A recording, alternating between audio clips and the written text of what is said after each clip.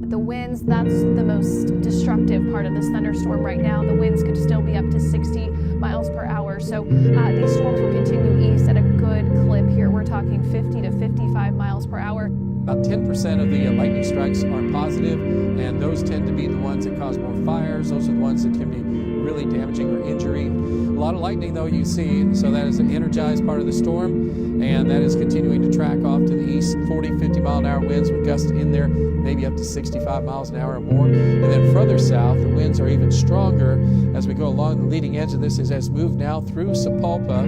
Hughes County is in our viewing area. You do have a severe thunderstorm warning on the northwest side of Hughes County with that tornado warning coming in there as well.